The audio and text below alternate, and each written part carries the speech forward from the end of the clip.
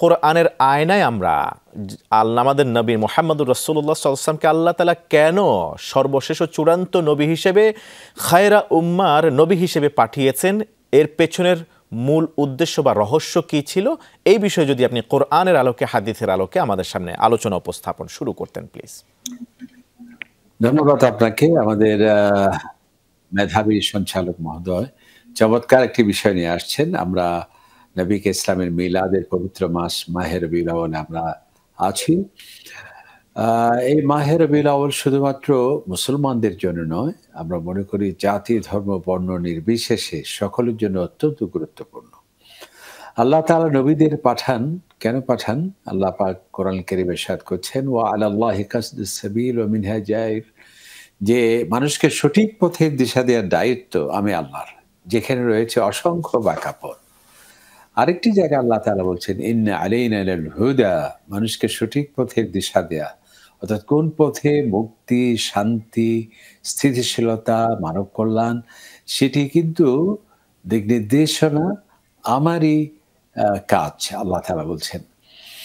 এমনকি ফেরাউনের কাছে যখন হযরত মূসা আলাইহিস সালাম আল্লাহ তাআলার পরিচয় তুলে ধরছেন, সেখানে তিনি বলছেন, রব্বুনাল্লাযী আ'তা কুল্লা শাইইন খালকা সুম্মা হাদা, আমাদের প্রভু তো হলেন তিনি যিনি সবকিছু সৃষ্টি করেছেন, অতঃপর সকল সৃষ্টি কিভাবে চলবে এর গাইডলাইনও কিন্তু তিনি দিয়েছেন। এজন্য আল্লাহ তাআলা যুগে যুগে নবী পাঠিয়েছেন, রাসূল পাঠিয়েছেন, আর সর্বশেষ হলেন বিশ্বনবী মুহাম্মদুর রাসূলুল্লাহ সাল্লাল্লাহু আলাইহি ওয়াসাল্লাম। আমাদের নবীকে আল্লাহ তাআলা কেন পাঠিয়েছেন? কোরআন কারীমে আল্লাহ তাআলা ইরশাদ করছেন, লাকাদ মান্নাল্লাহু আলাল মুমিনিন, আমি মুমিনদের প্রতি বড় ইহসান করেছি, বড় দয়া করেছি যে আমার নবীকে প্রেরণ করেছি। কেন? ইয়াতলু আলাইহিম আয়াতিহি, তিনি তোমাদের সামনে আমি যে কোরআন দিয়েছি ওনাকে, তোমাদের পথনির্দেশনা হিসেবে সর্বশেষ শ্রেষ্ঠ আসমানি গ্রন্থ কোরআন দিয়েছি। এই কোরআন তিনি তোমাদের সামনে ব্যাখ্যা করবেন, তিনি তেলাওয়াত করবেন, তিনি এর ব্যাখ্যা বিশ্লেষণ দেবেন। এরপর ওয়াইযাক্কিহিম, এবং তোমাদেরকে পরিশুদ্ধ করবেন, তোমাদের চিন্তা চেতনার বিশুদ্ধিতা পরিশুদ্ধ করার লক্ষ্যে তাঁর এটি হবে তাঁর মিশন। ওয়ায়ুআল্লিমুকুম মা লাম তাকুনু তা'লামুন, এবং তোমাদেরকে এমন পথের দিশা দেবে যা তোমাদের জানা নেই।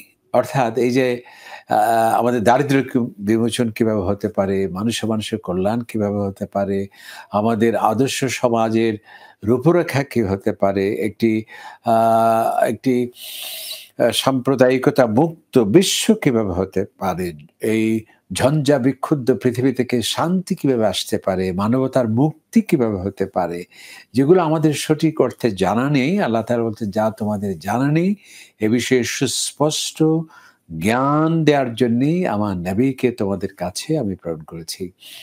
আরেকটি জায়গায় আল্লাহ সুবহানাহু ওয়া তাআলা ইরশাদ করছেন যে আমি আপনাকে পাঠিয়েছি কেন? ওয়া মা আরসালনাকা ইল্লা রাহমাতাল লিল আলামিন, আমি আপনাকে শান্তির প্রতীক করে এই পৃথিবীতে পাঠিয়েছি, যাতে যুদ্ধ না হয়, যাতে অশান্তি না হয়, যাতে মানুষে মারামারি, রক্তপাত, হিংসা, জিঘাংসা এবং একটা সামান্য বিষয়কে কেন্দ্র করে বছরের পর বছর তখন যুদ্ধ লেগে থাকতো।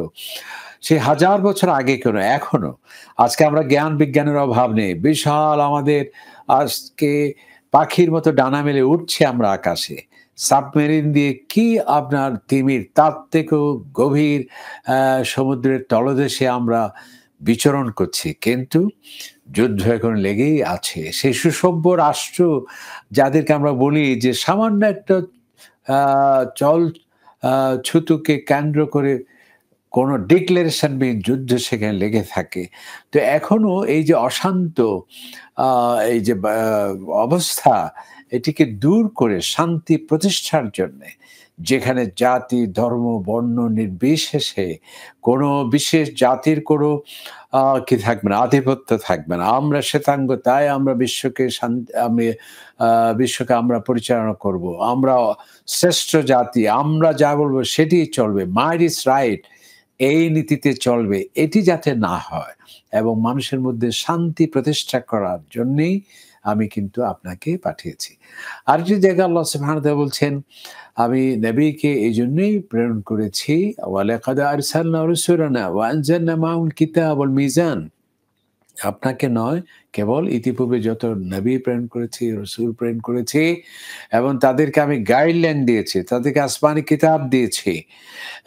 কেন? লিয়াকুমেন নাসু বিল কিসত, যাতে মানুষের মাঝে সামাজিক সুবিচার প্রতিষ্ঠিত হয়, যাতে দুর্বল যাতে সে নিগৃহীত না হয় এবং শুধু বর্ণ যাতে প্রাধান্য না পায়। কোনো ব্যক্তি, গোষ্ঠী, কোনো নৃতাত্ত্বিক কোনো গোষ্ঠী তারাই প্রাধান্য পাবে, বাকিরা নিগৃহীত হবে, নির্যাতিত হবে, সেটি যাতে না হয়।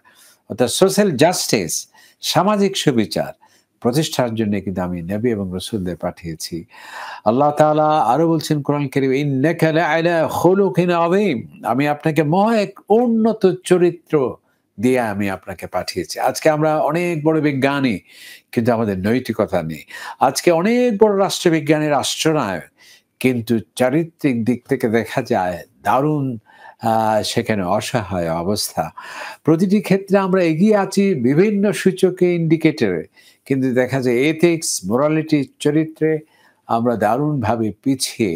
আল্লাহ তাআলা বলছেন যে আমার নবীকে পাঠিয়েছি যাতে উন্নত চরিত্র কাকে বলে, সেই চারিত্রিক মডেল হিসেবে আমি আপনাকে পাঠিয়েছি, যে আপনার থেকে নীতি, নৈতিকতা এবং চরিত্র শিখবে। আল্লাহ রাসূল বলেছেন, বুইসতু লিউতাম্মিমা মাকারিমাল আখলাক, যে উন্নত চরিত্র প্রতিষ্ঠার জন্য এর রূপরেখা, এর উপাদান এবং এর বাস্তব নমুনা হচ্ছে আমি নবী মুহাম্মদ রাসূলুল্লাহ সাল্লাল্লাহু আলাইহি ওয়াসাল্লাম।